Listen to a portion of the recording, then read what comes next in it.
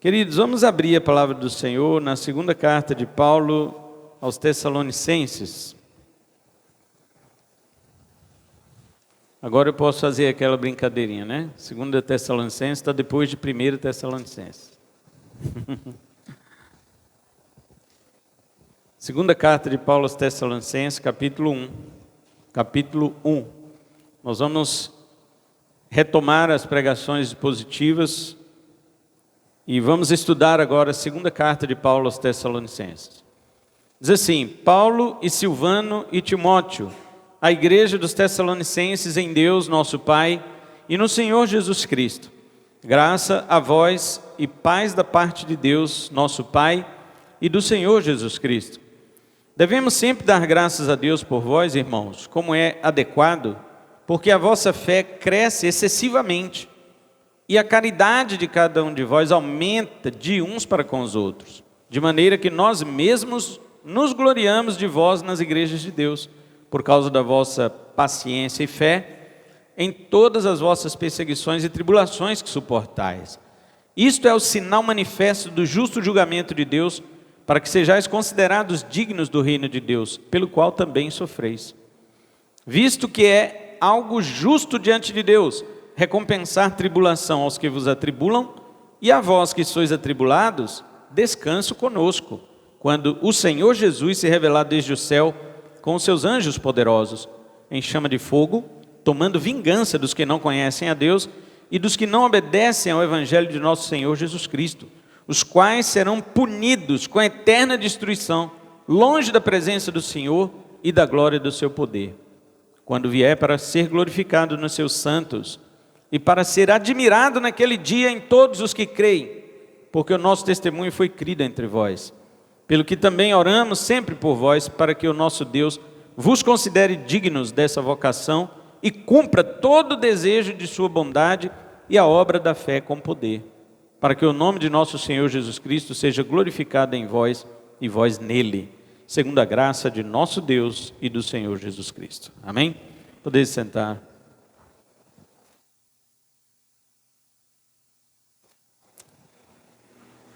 Nós lemos aqui todo o capítulo 1, e essa carta só tem 3 capítulos. Mas é óbvio que eu não vou terminar o capítulo 1 hoje, eu vou apenas começar. E para este capítulo 1 eu dei o título assim: a parousia e a divisão da humanidade. Alguns irmãos aqui não sabem o que é parousia. Parousia é um termo, uma palavra grega que significa retorno, significa aparição. Está falando da segunda vinda de Cristo. E basicamente nós vamos retomar este assunto durante bastante tempo, enquanto estudarmos esta carta. O apóstolo Paulo, ele escreveu a segunda carta aos Tessalonicenses pouco depois da primeira. Não há nessa carta muito conteúdo doutrinário, como existia na primeira carta, mas aqui é muito prático. E o apóstolo Paulo, tudo que, ou a maioria do que ele escreve aqui, tem a ver com a doutrina da segunda vinda de Cristo, que é a doutrina escatológica da parousia. Então, toda vez que eu falar parousia, você já sabe que eu estou dizendo sobre a vinda de Cristo. Como Paulo tinha falado dessa doutrina também na primeira carta, como nós estudamos, então um falso entendimento começou a reinar, a circular no meio dos irmãos de Tessalônica, que dizia que o dia de Cristo já havia chegado, ou estava para chegar. Supostamente, por causa desta heresia, alguns irmãos deixaram seu trabalho, pararam de trabalhar e começaram a viver ociosos em sua vida secular. Mas talvez o motivo dessa desocupação fosse porque essas pessoas queriam mesmo viver à custa dos irmãos mais ricos daquela igreja. Então Paulo os repreende severamente e ordena que eles voltem para o seu trabalho e que a igreja rejeite o comportamento dessas pessoas. O apóstolo Paulo condena esse tipo de comportamento. E então, o tratado inicial desta segunda carta, Paulo começa a falar sobre o sofrimento dos irmãos. Como nós vimos na primeira carta, os tessalonicenses foram perseguidos pelos seus próprios conterrâneos, desde que o apóstolo Paulo iniciou aquela igreja na casa de Jason, como nós lemos em Atos capítulo 17. Essa igreja perseverou firmemente, apesar das suas tribulações.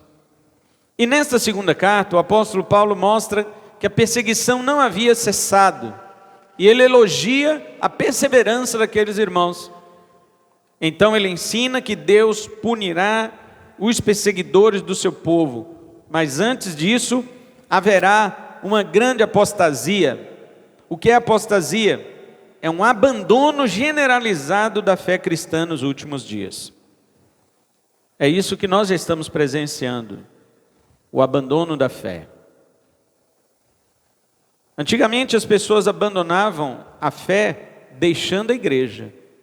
Hoje não, hoje elas estão na igreja e abandonaram a fé a si mesmo. Ao contrário ainda, elas já estão vindo para a igreja sem fé.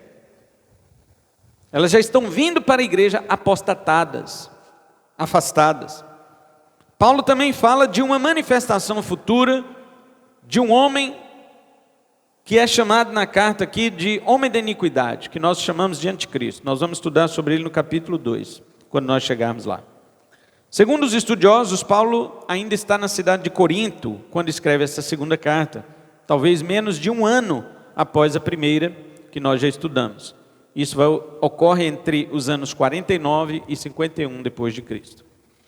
Então, neste sermão, nós veremos como a parousia, ou seja, a segunda vinda de Cristo, dividirá a humanidade em duas partes. Esse é meu propósito, de mostrar no capítulo 1 para os irmãos que a vinda do Senhor vai dividir a humanidade. Quando o Senhor voltar nas nuvens do céu, a humanidade será realmente separada. Aqueles que pertencem ao Senhor, eles irão para o gozo eterno, e os que não pertencem ao Senhor serão amarrados e lançados vivos na fornalha eterna de sofrimento, onde serão torturados para todo sempre. Em primeiro lugar, os cristãos estão debaixo da graça e em paz. Diga isso comigo. Os cristãos estão debaixo da graça e em paz. Amém. Isso está nos versículos 1 e 2. Os primeiros versículos aqui, 1 e 2, são idênticos da primeira carta. Se você voltar à primeira carta e esta segunda é a mesma coisa. Exceto que aqui ele acrescenta o pronome nosso a Deus o Pai.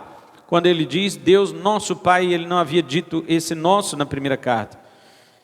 E como nós já comentamos isso a respeito desse significado da introdução, da saudação do apóstolo Paulo, nós não vamos gastar mais o nosso tempo aqui sobre este conteúdo, porque já está explicado quando nós começamos esta pregação há uns anos atrás.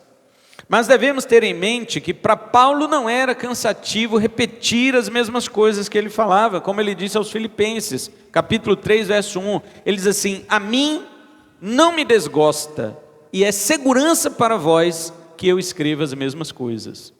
Paulo não cessava de ensinar as mesmas coisas para os crentes. Porque, irmãos, primeiro porque nós somos tendentes a esquecer das coisas. Eu digo isto porque é impressionante o número de crentes que ouvem a mesma coisa e depois que você pergunta, eles dizem que não sabem.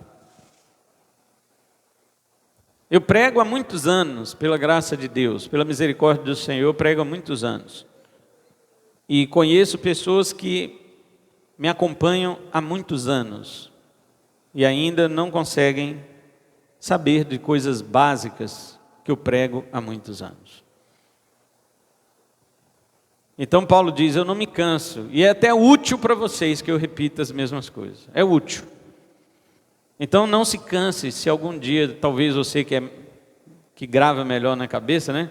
Ah, mas isso aí eu já sei, o pastor já falou isso, tem uns 5 anos que ele fala isso. Não se canse, porque tem outros que não sabem, apesar de ouvir mais tempo do que você. Paulo repete que aquilo que ele havia dito, ou seja, que essa igreja estava em Deus, Pai, e no Senhor Jesus Cristo, preparando o pano de fundo e o motivo pelo qual essa igreja suportava tão resilientemente as perseguições duras que se levantavam contra ela.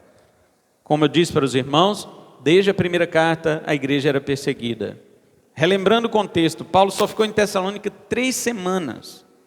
3 semanas ele fundou uma igreja lá na casa de Jason. E quando aqueles judeus de Tessalônica souberam que o evangelho estava começando na casa de Jason, eles invadiram lá achando que Paulo estava lá para espancar Paulo. E os irmãos já tinham mandado Paulo embora para outra cidade, para a cidade de Bereia. E então eles arrastaram o dono da casa, irmãos, para fora. Pegaram Jason e o arrastaram para fora e levaram perante as autoridades. Jason tinha dinheiro, foi lá, pagou sua fiança, respondeu em liberdade e provavelmente assinou um termo de que Paulo não voltaria mais ali naquela cidade. Mas a igreja ficou firme. Aqueles perseguidores conseguiram expulsar o pastor da igreja, o pastor humano, mas eles não conseguiram expulsar o pastor celestial, porque Jesus sustentava aquela igreja. E Paulo escreveu essas 2 cartas para eles com essa preocupação: será que eles vão ficar firmes? E Timóteo voltou lá, o companheiro de Paulo voltou lá e trouxe informações para Paulo dizendo: olha, eles estão firmes.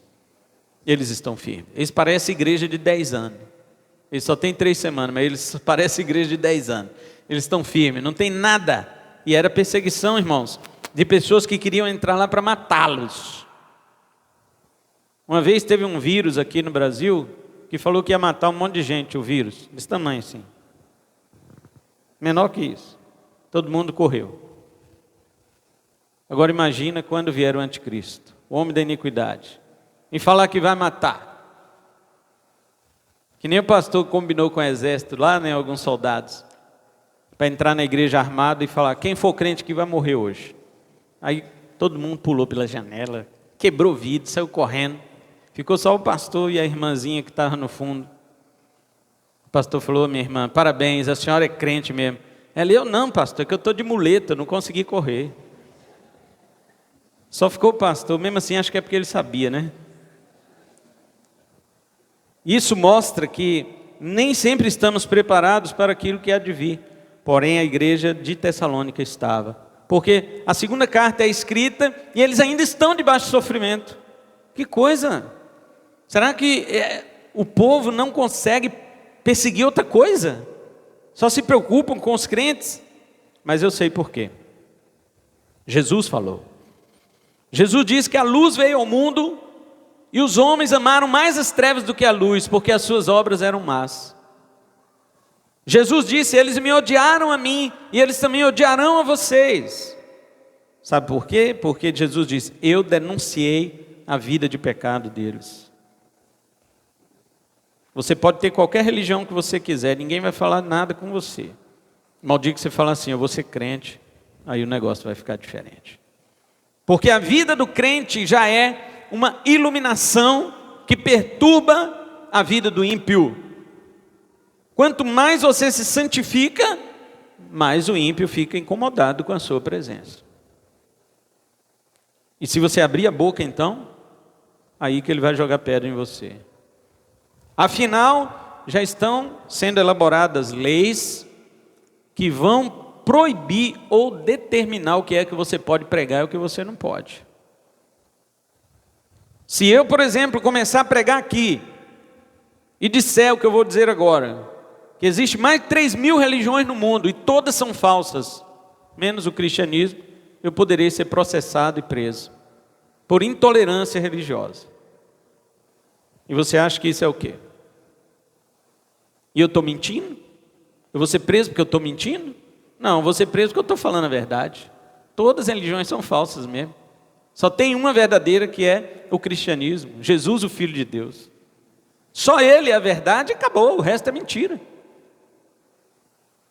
E se eu disser isso daqui a alguns anos, eu serei processado, preso, essa igreja poderá ser fechada. E eu quero ver quantos de vocês permanecerão comigo nas minhas aflições, como diz Paulo. A igreja pode ser fechada, irmãos, esse templo, essa porta aí. Mas você que é a igreja do Senhor, você não pode ser fechado. Sua boca não pode ser fechada. Você vai continuar proclamando isso. E o Ministério Público vai vir de novo, vai falar assim: mas que povo chato. Já prendi o pastor deles, agora estão falando a mesma coisa. Será que eu vou ter que prender todo mundo?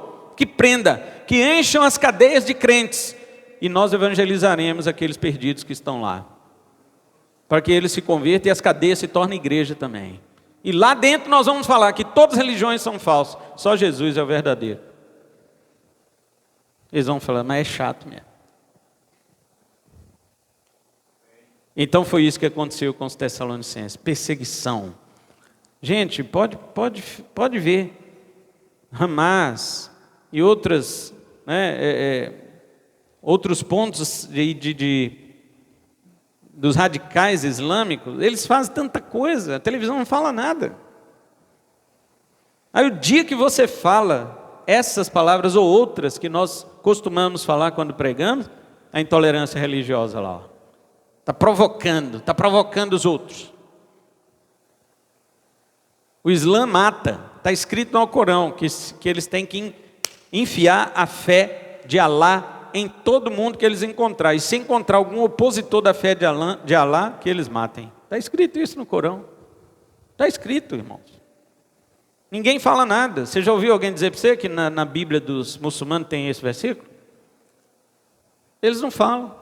Agora vem criticar a Bíblia, porque Deus mandou matar aquelas pessoas que moravam lá em Canaã, que não sei o quê. A Bíblia todo mundo persegue. Mas é porque a Bíblia é a luz, lâmpada para os meus pés é a tua palavra e luz para o meu caminho. Quando a luz chega, ela identifica a sujeira do homem. E o homem, como ele não quer ser confrontado em seu pecado, ele vai reagir. E a reação dele é a seguinte: eu não posso matar Deus. Eles já mataram uma vez, né? Quando Deus veio aqui à terra, em Cristo Jesus eles crucificaram. Mas o Senhor o exaltou, o Senhor o levantou e o colocou assentado à sua direita no céu. Eles não podem mais atingir Jesus, então eles correm atrás de nós. Eu me lembrei de Apocalipse 12, né, Marcelo? Estava falando na oração hoje de madrugada aqui para você. Eu me lembrei de Apocalipse 12, porque eles correram atrás do filho daquela mulher vestida do sol e tal. O dragão correu atrás dele para matá-lo, mas a Bíblia diz que ele foi arrebatado até o céu. Então o dragão ficou irado e começou a perseguir a descendência daquela mulher. Sabe o que é isso? O diabo tentou exterminar Jesus, mas Deus o ressuscitou e o levou para o céu. Então o diabo não pode mais atacar Jesus. Aliás, no próprio Apocalipse 12 fala que não tem mais lugar para o diabo lá. O acusador dos nossos irmãos foi derrubado de lá. Então, como ele foi derrubado cheio de ira, cheio de ódio, a Bíblia diz que ele vai fazer perseguição aos descendentes dessa mulher. Quem é que são esses descendentes? Você e eu, meu irmão. São os crentes em Jesus. Nós seremos perseguidos porque falamos as mesmas palavras de Jesus. A televisão diz assim: não, vocês não falam as mesmas palavras de Jesus não, porque Jesus só falou de amor. É assim que eles falam. Jesus só falou de amor. E tem crente que engole isso, irmão. Claro, não lê a Bíblia. Se ele lesse a Bíblia, ele ia ver que o homem que mais falou de inferno na Bíblia foi Jesus. Procure na Bíblia, tem uma chave bíblica, procure numa chave bíblica a palavra inferno no Novo Testamento e leia todas as vezes que a palavra inferno acontece no Novo Testamento. 99% está na boca de Jesus. Foi ele que mais falou de inferno. O homem que todo mundo diz, ele é amor. Ele é amor mesmo. Mas ele também é o juiz que recebeu de Deus o Pai poder e autoridade para julgar todos os povos.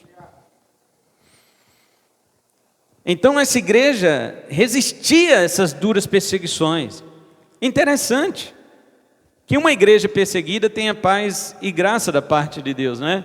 É por isso que o apóstolo Paulo faz esse cumprimento. Ele diz: Paulo, Silvano, que é Silas, e Timóteo, a igreja dos Tessalonicenses em Deus, nosso Pai, e no Senhor Jesus Cristo. Nós já vimos isto na primeira carta. Essa igreja estava em Deus o Pai e no Senhor Jesus. Essa igreja não estava fundamentada sobre as ideias do apóstolo Paulo. A igreja não estava fundamentada sobre filosofia dos estoicos, dos epicureus, dos socráticos, dos platônicos. Não, essa igreja estava fundamentada sobre o Evangelho. E é por isso que ela não caía.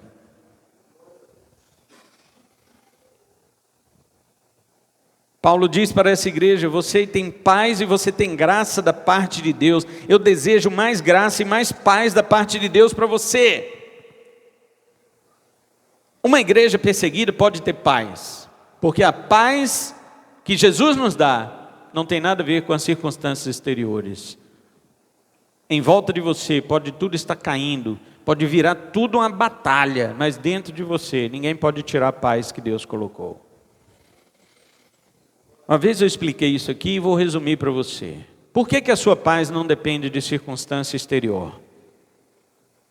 Porque se você não tiver Cristo, seu pior inimigo é Deus, não é o diabo. Do diabo Deus pode te livrar, mas de Deus, quem é que pode livrar você? Só Jesus. Se você não tiver Jesus, você não pode ser livre de Deus. Então, quando nós temos paz com Deus, é porque nós já aceitamos a Jesus. Entende isto? Romanos 5:1. Sendo, pois, justificados pela fé, temos paz com Deus por meio de nosso Senhor Jesus Cristo. Você só pode ter paz com Deus por Jesus. Paulo diz em Efésios 2, versículo 14, que Ele é a nossa paz. Jesus é a nossa paz. Isaías 9:6 chama Jesus de príncipe da paz. Ninguém pode ter paz com Deus sem ser por meio dele. Então essa é a paz do crente. Quando o STF fizer as leis de perseguir os cristãos, muitos crentes vão deixar de ser cristãos. Outros vão se adequar ao tipo de discurso que a agenda deste mundo promove em suas ideologias. Mas aqueles que quiserem permanecer com a Bíblia, eles serão duramente perseguidos neste país. Vocês vão ver isso ainda. Neste país. E o que vai acontecer? A paz não pode sair de você. Então vamos dar um exemplo aqui. Você talvez que é apegado a dinheiro, você que é apegado a bens materiais, escute essa. Tendo aquela lei que você não pode pregar isso ou falar aquilo, e você prega e fala, alguém vai te processar. Você é processado, é levado ao tribunal, e o juiz, pela lei, ele vai dizer: olha, você tem que pagar uma indenização para essa pessoa aí, porque você foi intolerante com ela. E aí você fala: mas eu não tenho dinheiro. Aí ele fala: então nós vamos expoliar seus bens. O que é que você tem em seu nome? Eu tenho uma moto, então pega a moto. Eu tenho uma casa, então pega a casa. Eu tenho um carro, então pega o carro. Vai ficar tudo apreendido para que você possa pagar essas multas que a justiça colocar sobre você por causa daquilo que eles consideram que você fez um crime. E que na Bíblia você só estava obedecendo o mandamento do Senhor. Aí o crente que gosta dos seus bens materiais, ele vai dizer: não, minha moto não.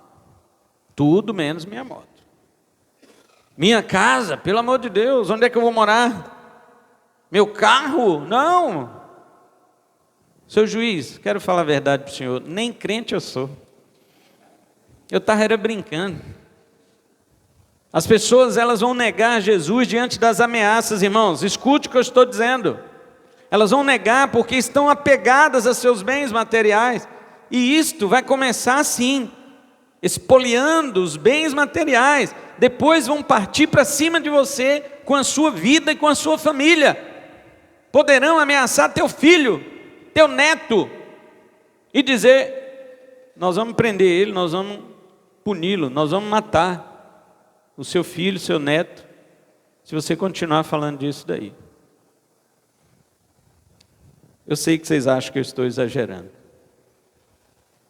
mas espere e você verá. E eu pergunto: você teria paz mesmo assim? A igreja de Tessalônica tinha. É necessário dizer isso aqui pelo fato de que nós vivemos em dias em que as igrejas não têm nem paz e nem graça. Nós estamos vivendo em dias de igreja sem graça, irmão. Não é igreja sem graça porque você entra nela e fala: nossa, que igreja sem graça. Porque se for isso, a nossa é também. Você entra aqui, ai, banco, gente, isso é coisa do passado. Gente, pelo amor de Deus, essas músicas que só exaltam Jesus, tudo é Jesus, não fala nada para mim. Eu também preciso ser exaltado, consoladinho. Não é possível essa igreja, esse cara só prega Bíblia, Bíblia, Bíblia, não tem mais nada para ele pregar. Não pode ser um coach. Não é isto. Igrejas sem graça, que eu estou dizendo, são igrejas que não pregam mais a graça de Deus. São igrejas que não falam mais do favor de Deus dado a você por Cristo Jesus, por aquele que deu a vida dele no lugar de pecadores, ele mesmo sem ter pecado nenhum. As igrejas não falam isso mais. Um certo pastor conhecido meu foi assumir uma igreja em uma determinada cidade aqui do Brasil, e quando ele chegou lá, os antigos que já estavam na igreja juntaram ele e a esposa e disseram assim: olha, não preguem sobre inferno, não preguem sobre cruz, é muito sangrento. Na salinha das crianças, não fale de cruz, não fale de sacrifício, esse negócio tem muito sangue. Igreja evangélica, irmãos. Igreja evangélica. O presbítero Ezio pregou domingo passado aqui, e disse que uma pessoa virou para ele e falou assim: você falou muito de inferno, não fique falando disso não. Está vendo? Onde que nós vamos parar? Eu coloquei uma frase bem assim no meu status lá: o mundo é um navio naufragando. O mundo é um navio naufragando. Mas as pessoas estão tão interessadas naquilo que tem no barco, no navio, que elas não percebem o seu fim trágico. E você sabia, irmãos, que a igreja é o único povo que sabe que este navio está afundando, é a igreja. E você vai ficar calado? Você não vai avisar para as pessoas? Elas estão festejando porque o diabo, que é o capitão deste mundo, deste navio, liberou tudo, está tudo liberado. Está tudo liberado. Na década de 60 eles falavam droga, sexo e rock and roll. Hoje não é isso mais. Hoje essas coisas que estão liberadas, elas são absurdas, que até as pessoas da década de 60 que gritavam esse slogan, elas ficariam assustadas com o que é liberado hoje, pelo capitão deste navio que se chama Satanás. E o próprio capitão sabe que o navio está afundando, mas ele é desonesto. Ele é desonesto, ele não vai dizer que está afundando. E quem é que sabe? Só a igreja. Só a igreja sabe, e você não pode silenciar a esse respeito. Então, quando Paulo fala da graça para a igreja, ele não está falando só do favor imerecido. Quando eu pergunto, irmãos, o que é graça? Todo mundo, favor imerecido. Eu já preguei sobre isso. Além de favor imerecido, é um favor demeritório. Mas além disso, a graça é aquele favor que uma pessoa justa nos substituiu, não só pagando o que nós devíamos e não podíamos pagar, mas também suportando a ira da santidade daquele que cobrava punição para o pecado, que era a morte. Eu dei o exemplo de um mendigo que chega à sua porta e pede comida, e você dá comida para ele. Isso é favor imerecido, porque ele não merece e você não é obrigado. Mas você fez, esse é favor imerecido. Mas suponha que esse mendigo matou seu filho. Ele matou seu filho e depois vem pedir comida à porta de sua casa. Aí já é favor demeritório, não é só imerecido. Imerecido é porque ele não merece, você não é obrigado. Demeritório é porque além dele não merecer, ele ainda merece outra coisa, ele merece ser preso ali naquele momento. E no entanto você ainda dá comida para ele. Favor demeritório, mas é muito mais do que isso.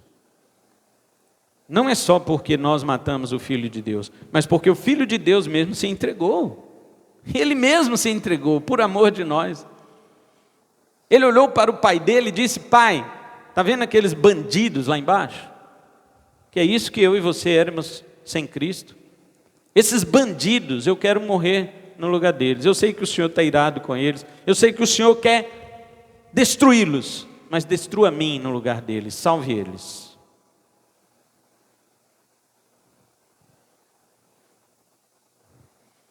Isso é graça. Isso é graça.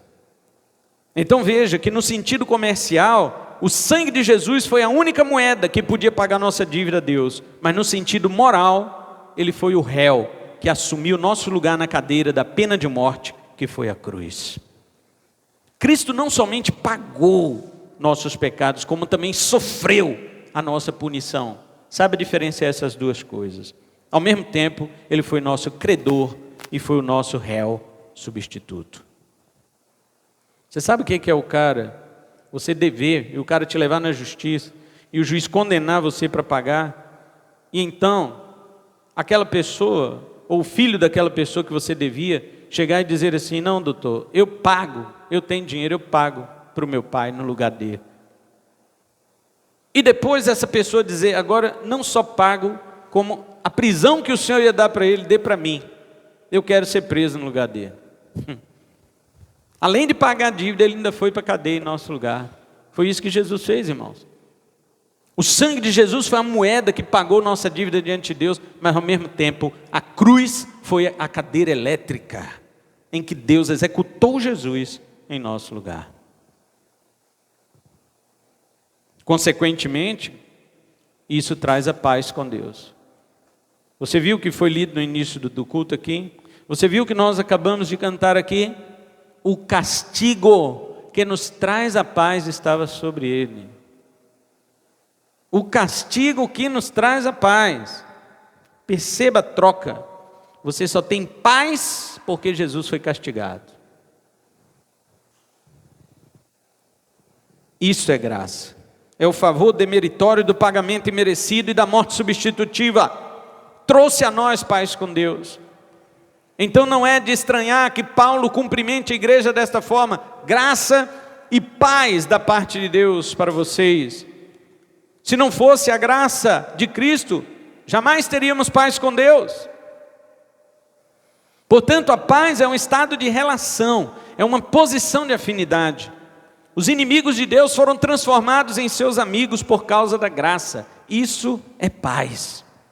Paz cristã não se trata de sensação de nirvana de um budista, ou da leveza do ser, de meditações transcendentais de religiões pagãs, e até hoje, algumas cristãs que hoje fazem isso dentro da igreja. Dentro das igrejas hoje existe um misticismo, as pessoas dizendo assim: eu vou na igreja de fulano, porque na igreja de fulano eu sinto paz. Isso é misticismo, isso não é paz com Deus, não. Paz com Deus não é de sentir. A paz, presta atenção. Você sabe o que eu falo, presta atenção, né? Porque se eu ficar explicando, eu esqueço o que eu vou falar. Então é bom que você já sabe. Paz com Deus é um estado, é uma posição, não é um sentimento, irmão. Presta atenção naquela palavrinha que vem no seu documento: estado civil. Qual que é seu estado civil? Tem escrito lá, ou é um ou é outro. Seu estado civil, é sua posição civil. Como é que o meio civil vê você? Não é como você se sente. Estado civil, eu me sinto uma árvore, uma girafa. Não é isso não, que hoje em dia todo mundo está sentindo um coelho. Não é isso não. Estado civil é o que você é em termos de posição. Posição, é isto. Não é algo para sentir, é um estado. Então quando você está em paz com Deus, você mudou de relação. Você tinha uma relação de inimigo de Deus por causa do pecado. Agora esse estado mudou, e diante de Deus você tem paz. O seu estado é de amigo de Deus, é de filho de Deus, é perdoado por Deus, justificado por Deus. É uma posição, não é sentimento. Você creu em Cristo? Tem uns 3 aí que creram, graças a Deus. Mas até o final do culto você pode crer. Você creu em Cristo, então você tem paz com Deus. É posição. Sua posição, Deus olha para você e não vê mais você como inimigo. Independente se você sente isso ou não. Me lembro de uma irmã, uma vez me perguntou: pastor, eu vejo o Marcelo chorando, eu vejo o outro falando em língua, eu vejo o irmão com revelações, o outro que quer adorar, e não sei, eu não sinto essas coisas. Você crê em Cristo, irmã? Sim, então você tem paz com Deus. Acabou. Você não precisa sentir nada. Você precisa crer. E quando você crê, Deus assina: esse tem paz comigo. E acabou.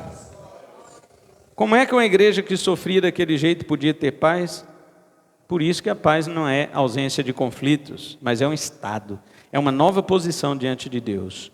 Os inimigos terrenos não podem fazer nada contra você. Eles podem atingir seu corpo. Jesus falou: não temos que mata o corpo e não sabe o que fazer da alma. Mateus 10, 28.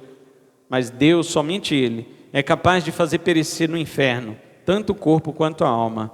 Logo, Ele é o pior inimigo do homem sem Cristo. Aliás, é isso que Deus vai fazer com aqueles que não têm paz com Ele. Aqueles que perseguem os filhos de Deus. Deixa o STF fazer as leis dele. Deixa o povo te processar. Deixa o juiz dar uma causa perdida para você. Deixa. Esses homens estão enchendo o cálice da ira de Deus sobre eles mesmos. Esses homens estão decretando que são inimigos de Deus. E então, quando Deus vingar todas estas coisas, Ele vai colocar o que eu estou dizendo e chamando essa pregação de hoje. Essa pregação de hoje eu chamo assim: a parousia, que é a vinda de Jesus. Ela vai pegar uma espada e vai dividir a humanidade. Esses aqui são meus, já eram meus, só que vocês bagunçaram com eles lá na terra. E esse do lado de cá não são meus. E eles vão gritar: Senhor, mas eu achei que era mentira. Não interessa. Agora não interessa nada. Eu estou dividindo a humanidade. E a humanidade é dividida em duas. Não tem terceira via. Ou como eu dizia, né, antes, a terceira via fica logo ali à esquerda. Se é que vocês me entendem. Pois a Bíblia diz isso: que Ele colocará à sua direita as suas ovelhas e à esquerda os bodes, a quem Ele condenará para todos sempre. Mas à sua direita estarão os benditos do seu Pai, aos quais Ele chamará assim: venham, benditos de meu Pai. Podem possuir por herança aqui, e Ele vai abrir a porta do céu, o reino eterno que vos está reservado desde a fundação do mundo. Você quer ouvir essa frase? É só por meio de Jesus. Sem Ele, você vai ouvir a seguinte frase: aparte-se de mim, maldito, para o fogo eterno, preparado para o diabo e seus anjos. Você tem paz com Deus? Você quer ter paz com Deus? Então vamos fechar os nossos olhos e orar.